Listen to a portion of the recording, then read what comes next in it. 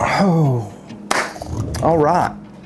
Well, if y'all clicked on this video, you were interested in self-filming in some form or fashion. You may be looking for the perfect setup. You may just be curious of what I use. So in this video, we're going to go through the cameras I use, how I use them, why I use them, and you may find out that self-filming is for you. You may find out it's not for you.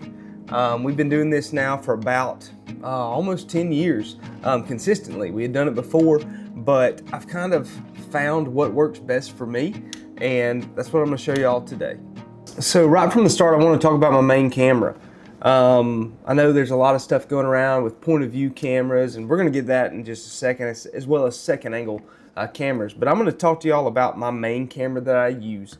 I've tried the DSLR route and I've done the camcorder route, and I always fall to the camcorder. If y'all can see that, that's got a sick bottomland tape job on it. But this is the Canon G21. This is the camera that I've been using for the last, I don't know, 4 years or so. I actually had a Canon G20 that I started out with and really enjoyed that camera. And you may be asking, well, why are you using a camcorder? That looks kind of big, right? I mean, you put that in a pack, it's going to take up some room. Well, that's where you have to decide what kind of self-filmer you want to be, what kind of quality you want to produce. Do you want to be able to reach out there and zoom into a deer that's 100 yards and actually be able to show the viewer that? You see a lot of YouTube channels where they don't have that ability and it just keeps you guessing. So here at MR Hunts, my goal is to make sure that you can see what I see in the woods as well. So this camera right here does it. It has a 20 times optical zoom, and then you can also use the digital zoom. It makes it just go a little bit more further. The footage gets a little more grainy because you're really just pushing the camera's limits. But for what I do, public land hunting, 150 yards, 200 yards, you know, roughly, this is a great camera. Another couple features that I wanted to tell y'all about on the camera is one, it has a great screen that you can see right there. But one thing that's really cool that I don't think a lot of people think about is the storage. So if you look right here, you can see that there are 2 slots for 2 SD cards. And so I put that up to where I never run out of storage while hunting. Because a lot of times what you end up doing is you get out there and you record, and about the time the deer gets there, your SD cards are filled up. Well, with this camera, you have the ability to have 2, and it also has some internal storage as well. But those are just some of the key things I love about this camera. Another thing is, you can see this rocker panel right here. That's for the zoom. I do not have the ability, well, I could use 2 hands to work a DSLR, but I want to be able to use one hand and be able to zoom and have my other hand on my bow or on my gun ready to go. So that's what is huge on this, and we'll get into some of the more accessories that go with this camera here in just a second. But overall, this camera records in 1080p.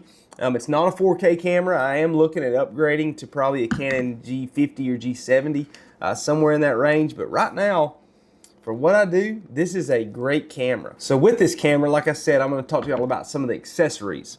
One thing I use sometimes is a mic. This is a Rode video mic. It's powered with a battery.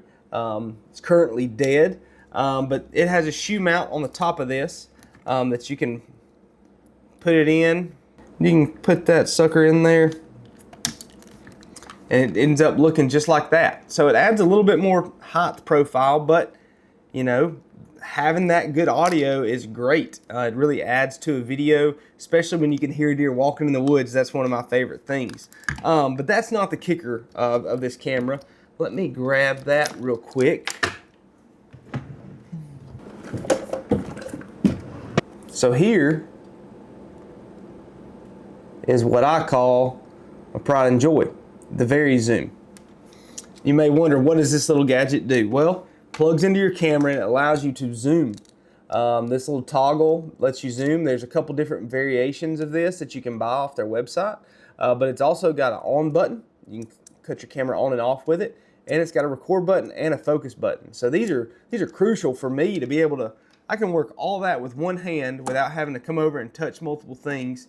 And for self-filming, that's huge. That can be the difference in a deer getting by you and getting it on camera or not.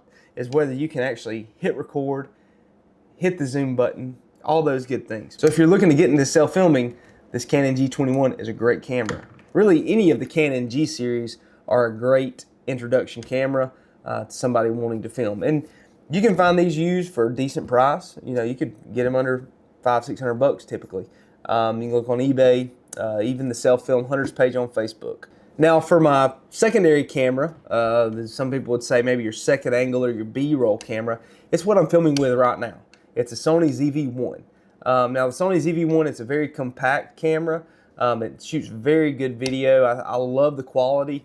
Would like to have that quality in my main camera, but it doesn't have the zoom I want. The Sony ZV-1 has just so much zoom, and it also makes a little bit of a noise when you zoom. But with this camera, the Sony ZV-1, I'm not going to hold it up because it's currently filming me. But I've used it for the past, I guess you could say 4 years, but I use it for all my interviews, recoveries, any kind of B-roll in the stand. It just gives a very good crisp look to add to a video. You can use it as your main camera. I've tried it before, but like I said, with the style that I like, to be able to actually zoom out there, see the deer, you know, see it clearly at 60 yards, I just continue to revert to that camera. But it's doable. People do it all the time, and nothing against that. But this is what I use it for, the secondary B-roll camera. And now we can jump into our action cams. I think this can be one of the cheapest and easiest ways to get somebody into filming their own hunts, to see if they like it, or maybe just they don't want to record it for YouTube, they just want to hold it for a memory. I think these cameras I'm about to talk about right now are a great tool for somebody that's looking to do that. But on my end, these just add to telling the story. So the first camera we're going to talk about is a GoPro. Y'all are all probably familiar with a GoPro. This is a GoPro Hero 9, pretty old GoPro, but it still does great, records in 4K, continues to go, has great audio with it. And this is what I've used. I've had this camera for probably 6 years right now, and this typically goes up in the tree, point of view shot. I like to be able to get my bow shot, you know, on the main camera and on the secondary camera, and sometimes it saves me from having to use my main camera. An instance is my Kentucky Velvet Buck, and you'll see the footage and even a link to the video right here. This camera right here saved me big time because I ditched my camera. I was actually filming with the ZV-1. I ditched it because these deer were coming in hot, and so I relied on that GoPro to get that over the head footage, and it was probably some of the best footage I got that year of a hunt. So I'm very proud of that. But a couple things with this, you can do a looping mode to where it continues to record. You can put an external charger on it. I do that sometimes, but the biggest thing I want to highlight is the dang mount for this, okay? Y'all see that? How that moves around? Yeah, it makes a little sound. I'll have to oil it up a little bit, but this clamps to anything. I mean, I can just clamp it right to my desk. I can put it here, turn it. So this is huge when you're in a tree. I mean, you have limbs everywhere. You can just clip it in there. And so the GoPro is a great tool to have. And there's, you know, the DJIs, all kind of different action cams are great in helping tell the story of a self-filmer. But the other camera that I'm going to talk about, it's been pretty popular here lately. It's the Insta360. It's a 360 camera. If you don't know what a 360 camera is, what this camera does, it records everything in a 360 degrees from you. It has a fisheye. It has a lens on both sides. It's a little blurry, but it has a lens on both sides, so it captures everything. This is not a main camera for me. This is not a secondary camera for me. This is a last thought for me. This is my insurance policy when filming. So let's say I can't get the main camera, I'm pinned with a deer, I can't turn my other camera on. This camera is going to be recording every second of every hunt. I put it in looping mode, and I put it on an external charger on the selfie stick. You can find it on Amazon. It's been very good to me. Saves me a lot of time, and, you know, saves me if I don't get the footage on the other cameras. So if something happens, let's say it's looping for 10 minutes, something happens, it's going to hold that footage until 10 minutes, and then it's going to start riding over that.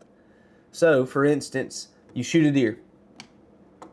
It catches it. You have 10 minutes to stop that record button to save that footage. So You can shoot one, get your reaction, do all that stuff on these cameras, and then you stop that Insta360 and you have a whole nother angle, a whole nother storyline, and just something to be a little more entertaining. So this is a great camera to have. This is actually the Instinct 3X. I think they got a 5X now, but the 3X is the one that started with the looping mode. The 2X does not have the looping mode. So if you're looking and you're wanting the looping mode, make sure you go 3X or higher. But those are all the cameras I take into the woods. I had another GoPro sitting here. It's an older model GoPro. But those are all the things I take into the woods as far as cameras. And y'all may be going, man, that's a lot. And yeah, it probably is a lot. It's a little overkill for the normal guy. But I'm trying to give y'all videos that go a little above the standard. Whether it's quality, whether it's number of angles, whether it's storyline, all these things. But this is, you know, if you're jumping into self-filming right now and you're like, what camera do I buy? What do I need? Need a main camera and you need a GoPro. That's all you really need. If you're wanting that higher quality stuff, but you can film on a GoPro. It's simple as that. But I've got all these cameras, and now I want to talk to y'all about the mounts and how I have these cameras in the tree. I already kind of told y'all about the GoPro and the 360, but what I really want to show y'all is the mounts that I use for the 360, not just the selfie arm, and then talk about my camera arm setup and my fluid head. So we're going to start with the big hitter, and that's a camera arm. There are so many camera arms out there. Is the one I'm about to tell you about the perfect one? Probably not. It's the perfect one for me. It's perfect for my pack and how everything aligns and how I use it. And that camera arm is going to be the Lone Wolf pocket arm. And it's a 3-hinge camera arm. And it's a great way to stay slim. I mean, look at the profile on that. That is tiny. I put some stealth strip on it to kind of deaden it a little bit. But it's a great camera arm, good cam buckle system, tightening system, level, all the good things of a camera arm in this right here. So, you know, you got to be careful though. You don't want to put too big of a camera on this because then you're going to have some bounce when you have it fully extended. So just like anything, when it's fully extended, it gets a little weak, but this is stout and holds up well for this camera. So if you ended up going to a bigger camera like an AX11 from Canon, I wouldn't recommend this arm. I would get something a little more bulky, but I'm trying to have the most lightweight setup with the most stuff possible. So I'm trying to, you know, cut every corner I can. So that's the camera arm I use, the Lone Wolf pocket arm. So to pair with that, I have this fluid head, and it's a little bit longer. You can get a more compact fluid head if you would like, but this one right here, with the long arm, it's great for the attachment of the Varizoom. So that's kind of the configuration that it would be right there. And so I can grab right here, do my thing, and not have to worry about two hands. I can move freely on this. And I'll tell y'all something funny. When I first started filming, I didn't know about fluid heads. I just thought that I had to tighten one of the tripod heads down every time I thought a deer was coming. So I was like, how in the world am I going to actually be able to film and, you know, grab a bow and do this when I'm having to put two hands on it? But this mechanism right here allows you to move it freely. It'll stay and has all kind of adjustments. But this is the Be Free fluid head from Manfrotto.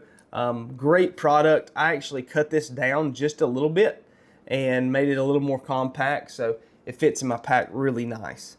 But those are the two ways I mount the main camera, from the mount to the tree and then the mount to the camera arm. But for the 360, I want to talk about this mount right here. I don't know if y'all are familiar with Genesis 3D printing or not, but they make this to be able to sit in your gear strap, and you can put a selfie stick on it. I actually have another one of these made. I couldn't find it at the moment. Had it made a little bit wider for the selfie stick I use because it has an in-bank charger on it, and so I asked them to make me one just a little bit bigger. They did so. So if y'all end up going that route, you can contact them and they'll hook you up on that. I mean, as far as all my other cameras, I do own a DSLR. I don't film with it anymore unless I'm doing a project of some sort or just trying to make a film. I'll use it every now and then, but I don't take it in the woods. This is what I take into the woods. Sometimes I'll leave a mic, sometimes I won't, sometimes I'll use this smaller mic. There's all different kinds of ways to self-film, and this is the way I do it. It may not work for y'all. You may be wondering, why does Matthew take 4 or 5 cameras in the woods? Well, they all serve a purpose for me. Why does he carry that weight? Well, I want that type of footage. I want to be able to have that stuff when it comes time to edit. I want to be able to have the footage instead of wishing I had the footage. But that's my self-filming setup. I'm going to put links in the show notes below. If y'all are interested in any of these products, you can go to those links and you can actually buy them. I get nothing from that. Just trying to help y'all out if that's what y'all are looking to do. But for those who have asked, that's my self-filming setup, and we'll continue to do it until we decide to get another camera. So y'all take care, and thanks for watching.